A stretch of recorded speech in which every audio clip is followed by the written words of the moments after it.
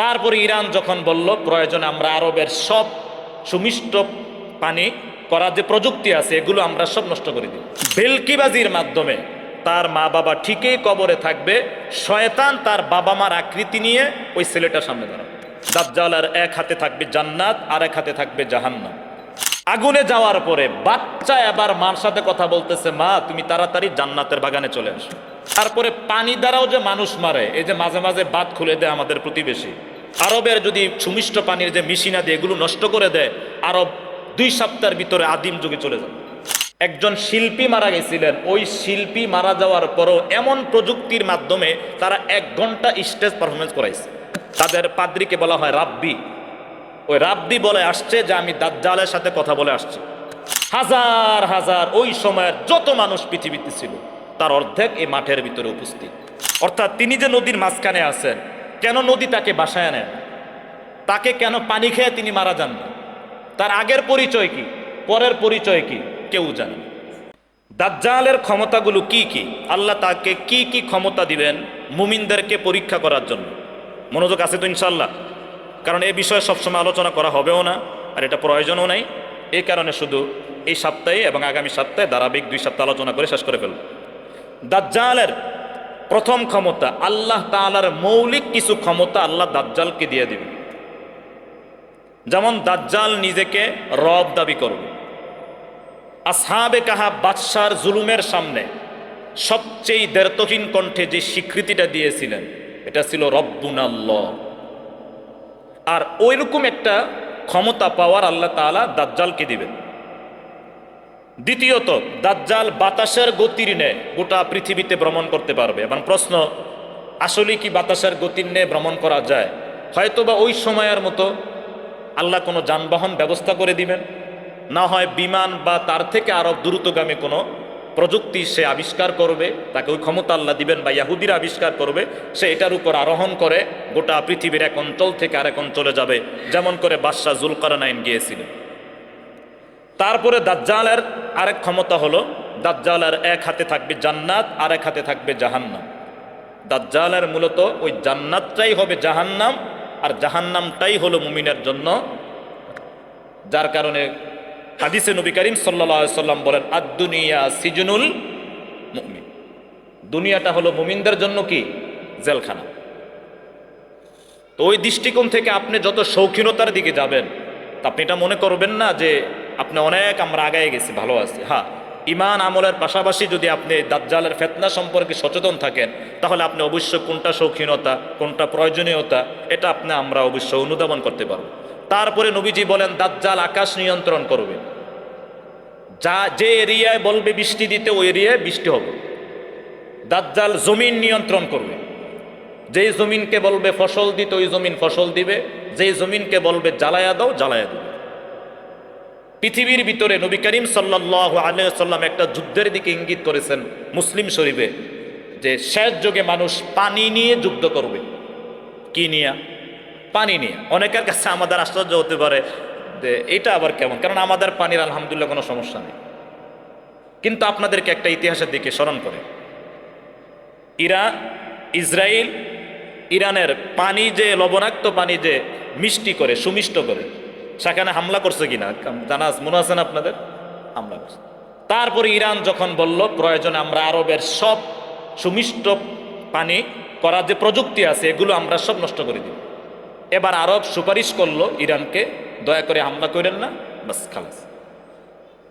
তার মানে ফুরাত নদী, ওই যে বললাম ফুরাত নদী, নীল নদ, বড় বড় নদীর দখলদারিত্ব নিয়ে শেষ যুগে যুদ্ধ হবে, যার বাস্তব নমুনা হরমুজ প্রণালী।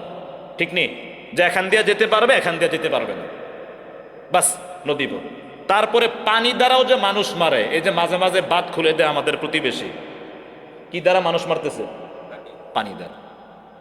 এভাবে পানি নিয়ন্ত্রণ করে কৃষি নষ্ট করবে, দেশকে অচল করে দিবে। আরবের যদি সুমিষ্ট পানির যে মেশিনাদি এগুলো নষ্ট করে দেয়, আরব 2 সপ্তাহের ভিতরে আদিম যুগে চলে যাবে। তো নবী করিম সাল্লাল্লাহু আলাইহি সাল্লাম তিনি বলেন দাজ্জাল পানি নিয়ন্ত্রণ করবে, তার কিছু নমুনা আমরা এই হাদিসের ভিতরে দেখতে পারলাম। তারপরে নবী করিম সাল্লাল্লাহু আলাইহি সাল্লাম আরো ভয়ানক ফিতনা সম্পর্কে বলেন যে সে মৃতকে জীবিত করবে। শুধু মানুষের ভিতরে মৃতকে জীবিত করার ক্ষমতা আল্লাহ একজন নবীকে দিছিলেন, কে? ঈসা আলাইহিস সালাম। দেখেন শেষ যুগের সাথে ঈসা নবীর সম্পর্ক আছে। আল্লাহ কিভাবে যে একটার সাথে একটা মিলাইছেন, ওই ক্ষমতাটা আল্লাহ তাআলা দাজ্জালকে দিবে। তবে সে আসলেই মৃত ব্যক্তিকে সে জীবিত করবে না। মূলত সে আপনার সামনে আমার সামনে এসে বলবে, আমি যদি তোমার বাবা মাকে জীবিত করে দিতে পারি তাহলে তুমি কি আমার উপর ঈমান আনবে? তো সে তো জানে যে এটা একমাত্র জীবিত করার ক্ষমতা রাখেন আল্লাহ। তো সে আবার বলবে ঠিক আছে, দেখি, রাজি হয়ে যাই। নবীজি এই কারণে বলেন দাজ্জাল এমন ভয়ঙ্কর ফিতনা, তার সংবাদ শোনার পরে তোমরা সেখানে যাইবা না, কারণ গেলে আর ঈমান নিয়ে ফেরত আসতে পারবা না। তো আবার একজন যুবক বললে ঠিক আছে, আপনি আবার মৃত মা বাবাকে জীবিত করে দেন।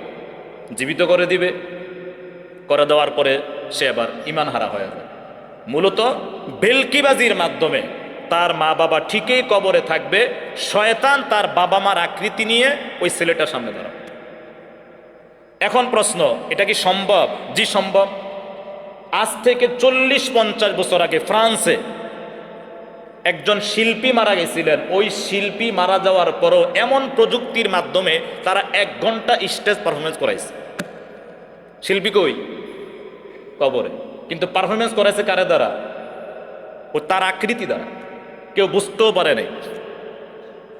তো এটা যদি এই যুগে সম্ভব হয়, তাহলে দাজ্জালের যুগে তো কি আরো বেশি সম্ভব। নবী করিম সাল্লাল্লাহু আলাইহি সাল্লাম এভাবে বলতে বলতে বলেন, দাজ্জাল গোটা পৃথিবী শাসন করলেও, ঘুরলেও সে মক্কা এবং মদিনায় প্রবেশ করতে পারবে না। মক্কা এবং মদিনায় সাহাবী ফিরিস্তাদেরকে আল্লাহ তাআলা খোলা তরবারি দ্বারা এখনো দাঁড় করায় রাখছে।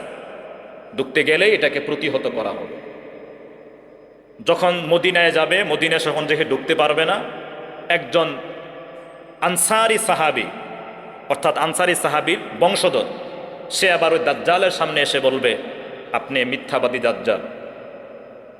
দাজ্জাল বলতেছে, আমি যদি তোমার উপর ক্ষমতা প্রয়োগ করি তাহলে তুমি কি আমার উপর ঈমান আনবে? আপনি দাজ্জাল, আপনি সত্যিকার অর্থেই দাজ্জাল, আপনি আল্লাহ নন। এবার ওই যুবক ছেলেটাকে হত্যা করে ফেলবে। হত্যা করার পরে আবার দাজ্জাল জীবিত করে বলবে, এবার বিশ্বাস করো আমি যে রব। সে বলবে যে আল্লাহর প্রতি আমার বিশ্বাস আরো বেড়ে গেছে, আপনি ডাবল দাজ্জাল। আবার হত্যা করবে, এভাবে 3 বার হত্যা করবে। সে আবার জীবিত হয়ে বলবে আপনি দাজ্জাল। যার কারণে নবীজি বলছেন, দাজ্জাল যখন পৃথিবীতে আবিষ্কার হয়ে যাবে, বের হয়ে যাবে, তখন তোমরা ঈমান বাঁচানোর জন্য প্রয়োজনে মদিনা হিজরত করো। কারণ মদিনার পাহারাদার কারা আছেন? ফেরেশতারা। পরিশেষে 4র্থ নম্বরে ওই যুবকের গলায় আল্লাহ তামা লাগায়। দাজ্জাল এবার হত্যা করতে চাইবে, সে আর মৃত্যুবরণ করবে না। তো বলার উদ্দেশ্য যেটা, এভাবে একটার পর একটা ভয়ঙ্কর ফিতনা নিয়ে সে আসবে, আর ওই ফিতনার ভিতরে মানুষ লিপ্ত হয়ে যাবে। উপস্থিত মুসল্লিয়ানে কেরাম, তাহলে আজকে আমরা মোটামুটি দাজ্জালের যে ক্ষমতা, এই ক্ষমতাগুলো আমরা সম্পর্কে আমরা সহজে জানতে পারলাম। এবার আসুন, দাজ্জাল সম্পর্কে রাসূলুল্লাহ সাল্লাল্লাহু আলাইহি সাল্লামের পক্ষ থেকে যে হাদিসগুলো আসছে, সবচেয়ে ঐতিহাসিক একটা হাদিসের বর্ণনাকারীর নাম হলো, বলেন তো দেখি।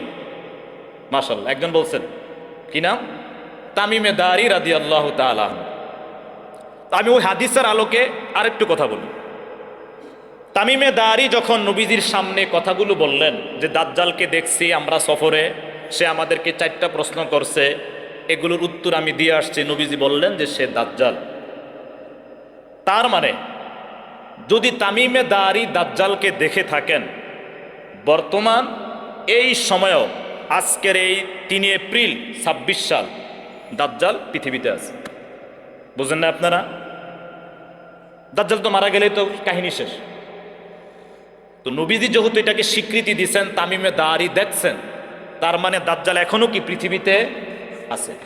এবার প্রশ্ন হয়, যদি পৃথিবীতে থাকে তাহলে কেন নিউজে আসছে না? এবার আমি আপনাদেরকে বলি, এপিস্টিন যে ফাইলটা বের করল, ওই ফাইল বের হওয়ার আগ পর্যন্ত যে একটা দ্বীপ আছে, ওই দ্বীপের ভিতরে ছোট ছোট বাচ্চাদেরকে নিয়ে যাওয়া হয়, তারপরে তাদের সাথে তাদেরকে ধর্ষণ করা হয়, ধর্ষণ করার পরে তাদেরকে ফ্রাই করে খাওয়া হয়। সেখানে বড় বড় ব্যবসায়ী, বিলিনিয়ার, রাজনৈতিক, শিল্পী, সবাই সেখানে দ্বীপে গিয়ে সময় দেয়, বের হয় নাই? তাহলে বের হওয়ার আগ পর্যন্ত পৃথিবীর কাটা এটা জানতে হবে। তার মানে পৃথিবী যে সবকিছু আপনাকে দেখতে দিবে বিষয়টা তা না। আজ থেকে 3-4 বছর আগে আপনারা যার সচেতন যারা, তারা হয়তো মনে থাকার কথা, ইসরায়েলের একজন যে তাদের পাদ্রীকে বলা হয় রাব্বি, ওই রাব্বি বলে আসছে যে আমি দাজ্জালের সাথে কথা বলে আসছি। ওই দৃষ্টিকোণ থেকে তামিমে দারির হাদিস, ইয়াহুদিদের যে রাব্বির কথা, বর্তমান যে ফাইলটা বের হলো, ওই ফাইল সব কিছুর আলোকে বোঝা যায় যে দাজ্জাল পৃথিবীতে আছে, কিন্তু হয়তো আমরা দেখি না বা আমাদেরকে দেখতে দেওয়া হচ্ছে না। যখন যেটা প্রয়োজন ইলমুল গাইব, তখন এটা আল্লাহ তাআলা আমাদের সামনে প্রকাশ করবেন। ওই দৃষ্টিকোণ থেকে আমরা যদি মনে করি যে দাজ্জাল আসতে বা দাজ্জালের শাসন আসতে অনেক সময় বাকি আছে, তাহলে এটা আমাদের অবশ্যই আমরা ভুলের ঘরে বসবাস করছি। এবার আসুন, এই দাজ্জালের ফিতনা থেকে বাঁচার জন্য আমাদের করণীয় কি, এই বিষয়টা বলেই আজকের জন্য ইনশাআল্লাহ আমরা আলোচনা সমাপ্ত করব। দাজ্জালের ফিতনা থেকে বাঁচার জন্য সবচেয়ে গুরুত্বপূর্ণ যেই কাজ, যে আমল, তা হলো আমাদেরকে ঈমানের উপর সর্বোচ্চ অটল থাকতে হবে। আপনারা জানেন সূরা বুরুজ একটি ঘটনা আছে যে একজন যুবক সে বাদশার বিরুদ্ধে গিয়া ঈমানের স্বীকৃতি দিয়েছিল। বাদশা তাকে পাহাড়ে নিছে, পাহাড়ের সবাই মারা গেছে। যুবকটা হেঁটে হেঁটে কার সামনে হাজির? বাদশার সামনে হাজির। বাদশার সেনাবাহিনীরা তাকে, নৌবাহিনীরা তাকে নৌকায় নিয়ে গেছে, সমুদ্রে নিয়ে গেছে, সেখানে ফেলে দিয়ে চলে আসবে। সবাই মারা গেছে, বাচ্চাটা কই হাজির? বাদশার সামনে। এইভাবে যখন কোনোভাবেই বাচ্চাটাকে মারতে পারে নাই, তখন বাচ্চাটা নিজেই বলছেন, বাদশা, যদি আমাকে আপনি মারতে চান তাহলে আমার ফর্মুলায় প্রয়োগ করতে হবে। বলে কি? বলে আপনি আমাকে একটা মাঠের ভিতরে দাঁড় করাবেন, আমার 2 হাত একটা গাছের ভিতরে বাঁধবেন পিলারের সাথে, তারপরে জল্লাদকে বলবেন আমার বুকে তীর নিক্ষেপ করতে, বল্লম নিক্ষেপ করতে, কিন্তু মারলেই আমি মারা যাব না, একটা শব্দ বলতে হবে। কি শব্দ? বিসমিল্লাহি রব্বিল গোলাম। অর্থাৎ এই বালকের রবের নামে তীর নিক্ষেপ করল। এটা আস্তে বললে হবে না, বলতে হবে কি? জোরে। হাজার হাজার ওই সময়ের যত মানুষ পৃথিবীতে ছিল তার অর্ধেক এই মাঠের ভিতরে উপস্থিত। এবার ওই জল্লাদ বিসমিল্লাহি রব্বিল গোলাম বলে তীর নিক্ষেপ করছে, সাথে সাথে ওই লোকটা মারা গেছে। এবার উপস্থিত হাজার হাজার মানুষ বলতেছে লা ইলাহা ইল্লাল্লাহ। মুহাম্মদ তো ছিল না, মানে তারা আল্লাহর প্রতি কালেমা এনে তারা মুসলিম হয়ে গেছে। এবার বাদশা বলতেছে ঠেকানোর দরকার ছিল একজনকে, এবার একজনকে মারতে গিয়ে এবার হাজার হাজার যে মুসলিম হয়ে গেছে তাদেরকে সামালতে মুখে। কথা বুঝেন নাই? আর ওই বাচ্চাটার সিদ্ধান্তই ছিল এটা যে প্রয়োজনে আমি মারা যাব, কিন্তু আমি কালেমার দাওয়াত, আমার মৃত্যুতে লক্ষ মানুষ যদি কালেমার দাওয়াত পায়, আমার এই মৃত্যুটা সৌভাগ্যের। সে যখন মারা গেল, এবার হাজার হাজার মানুষ যখন আল্লাহর প্রতি ঈমান আনলেন, আনার পরে বাদশা এবার বলতেছে এবার তো এক একজন করে মারলে অনেক সময় লাগবে, এর ভিতরে আমার ক্ষমতা শেষ। এই কারণে বলল তোমরা গর্ত খনন করো, যেটাকে আল্লাহ তাআলা সূরা বুরুজে বলেন কুতিলা আসহাবুল উখদুদ আন্নারি যাতিল ওয়াকুদ ইযহুম আলাইহা কুউদ। গর্ত খনন করলো।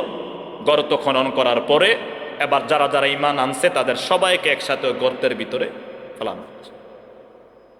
এবার সর্বশেষ একজন মহিলা তার বাচ্চা কোলে নিয়ে দাঁড়ান। ওই বাদশার মায়া হইছে, বাদশা বলতেছে যদি ঈমান ফেরত দাও তাহলে আমি তোমাকে বাঁচাইয়া দেব। এবার মহিলা বলতেছে আমি আমার জন্য কাঁদতেছি না, বাচ্চাটা নিষ্পাপ, বাচ্চাটা যদি মারা যায়, ও বাচ্চাটার মায়া কাঁদতেছে। এবার জল্লাদ ওই বাচ্চাটাকে আগুনের ভিতরে ফেলে দিছে। আগুনে যাওয়ার পরে বাচ্চা এবার মার সাথে কথা বলতেছে, মা তুমি তাড়াতাড়ি জান্নাতের বাগানে চলে আসো। এবার মার তো আর টেনশন নেয় যে জায়গায় আমার বাচ্চা আমাকে ডাকতেছে। তো বলার উদ্দেশ্য যেটা, ওই এক ছেলে, একজন ছেলে যেমন লাখ লাখ মানুষকে ঈমানের দাওয়াত দিছে, আমি আপনি যদি দাজ্জাল এবং দাজ্জালের যে শাসন ক্ষমতা, ফিতনা, এটা থেকে যদি আমাদের বাঁচতে চাই তাহলে সবার আগে আমাদের তাওহীদের প্রতি জ্ঞান থাকতে হবে। দাজ্জাল যখন নিজেকে রব বলে দাবি করবে তখন আপনি বলবেন রব তো হবেন তিনি যার কোনো মানবীয় কোনো দুর্বলতা থাকবে না। দাজ্জাল খাবে, দাজ্জাল পায়খানা করবে, দাজ্জাল মারা যাবে, আল্লাহ তাআলা মারাও যাবেন না, তার কোনো লয় নাই ক্ষয় নাই, কিচ্ছু নেই। এই কারণে আয়াতুল কুরসি পড়বেন, পড়ার সাথে সাথে অর্থটাও দেখবেন, পুরাটাই তাওহীদ। ঠিক নেই? আয়াতুল কুরসি এখন নামাজের কথাও নাই, জাকাতের কথা কিচ্ছু নাই, কোনো বিধানের কথা নাই, পুরোটাই আল্লাহর পরিচয়। আর কারো ভিতরে যদি এই পরিচয়টা থাকে তাহলে সে সহজেই দাজ্জালের ফিতনা থেকে বাঁচতে পারবে। দাজ্জালের ফিতনা থেকে বাঁচার দ্বিতীয় করণীয়, নবী করিম সাল্লাল্লাহু আলাইহি সাল্লাম তিনি যে কোনো নামাজে সালাম ফিরানোর আগে এই দোয়াটা করতেন, আল্লাহুম্মা ইন্নী আউযু বিকা মিন আযাবি জাহান্নাম ওয়া আউযু বিকা মিন আযাবিল কবর ওয়া আউযু বিকা মিন ফিতনাতিল মাহইয়া ওয়াল মামাত ওয়া আউযু বিকা মিন ফিতনাতি মাসীহিদ দাজ্জাল। যদি পুরোটা না পারেন এতটুকু বলবেন যে আল্লাহ আমি দাজ্জালের ফিতনা থেকে আশ্রয় চাই। নবীজি যদি চাইতে পারেন 1450 বছর আগে, এখন তো দাজ্জালকে আসার জন্য সব আয়োজন প্রায় শেষ। তো সেই হিসাবে এটা অবশ্যই আমাদের করতে হবে। 3 নাম্বার দাজ্জালের ফিতনা থেকে বাঁচার করণীয় হলো সূরা কাহাফ জুমার দিন তেলাওয়াত করতে হবে। বৃহস্পতিবার মাগরিব থেকে নিয়ে আজকে জুমার সন্ধ্যার ভিতরে সূরা কাহাফ পারলে পুরোটা তেলাওয়াত করা, যদি নাও পারেন কমপক্ষে সূরা কাহাফের প্রথম 10টা আয়াত কষ্ট করে মুখস্থ করে নেবেন। নবী করিম সাল্লাল্লাহু আলাইহি সাল্লাম বলেন, যে ব্যক্তি মান হাফিজ আশরা আয়াতিম মিন আউয়ালি সূরাতিল কাহাফ উসিমা মিনাদ দাজ্জাল, যে ব্যক্তি সূরা কাহাফের প্রথম 10টা আয়াত মুখস্থ করবে আল্লাহ তাআলা তাকে দাজ্জালের ফিতনা থেকে হেফাজত করবে। প্রশ্ন, যে সূরা কাহাফ দাজ্জালের সাথে সম্পর্কটা কি? উত্তর, সূরা কাহাফের ভিতরে আল্লাহ তাআলা দাজ্জালের ক্ষমতা যে তুচ্ছ, দাজ্জালের ফিতনাটা কেমন হতে পারে তা সরাসরি উল্লেখ না থাকলেও কিছু নমুনা আল্লাহ তাআলা বলে দিয়েছেন। যেমন সূরা কাহাফে আল্লাহ তাআলা প্রথমেই আসহাবে কাহাফের ঘটনাটা বলছে, যে আসহাবে কাহাফ ইমানের উপর অটল থাকার জন্য তারা পাহাড়ের গুহায় আশ্রয় নিয়েছিল। ওই হাদিসের বাস্তবতায় নবী করিম সাল্লাল্লাহু আলাইহি সাল্লাম বলেন, আয়াতের বাস্তবতায় শেষ যুগে মানুষ ইমান আমল টিকানোর জন্য মানুষ মরুভূমিতে চলে যাবে, মানুষ হিজরত করে বিভিন্ন জায়গায় চলে যাবে, শহর থেকে মানুষ আস্তে আস্তে গ্রামমুখী হবে। এই পরিবেশ এখনো আসে নাই, বাকি যে কোনো সময় আসতে পারে। কারণ এক ভূমিকম্প হয়েছে, মানুষ গেছে কই? নরসিংদী, মনে নেই? লাগাতারে এই সকালে বিকালে ভূমিকম্প হওয়াতে মানুষ যায় নাই, কয়েকজনে ছুটি কাটায় চলে আসে, কি লেগে গ্রাম নিরাপদ। তো আসহাবে কাহাফ ইমানের উপর অটল থাকার জন্য তারা পাহাড়ে আশ্রয় নিয়েছে। নাম্বার 2, মূসা এবং খিজির আলাইহিস সালামের কথা এই সূরা কাহাফে আছে। খিজির আলাইহিস সালাম এক অদ্ভুত একজন আচরণ করছে মানুষ, অর্থাৎ তিনি যে নদীর মাঝখানে আছেন, কেন নদী তাকে বাসায় নেন, তাকে কেন পানি খেয়ে তিনি মারা যান না, তার আগের পরিচয় কি, পরের পরিচয় কি, কেউ জানে না। বিষয়টা বুঝেন নাই? তো আল্লাহ তাআলা এই সূরা কাহাফে ঘটনাটা রাখছে। 3 নম্বরে বাদশাহ যুলকারনাইনের ঘটনা। এই কারণে আল্লাহ তাআলা বলেন, যারা সূরা কাহাফ পড়বে বুঝবে, আমি আল্লাহ তাআলা তাদেরকে দাজ্জালের ফিতনা থেকে হেফাজত করব।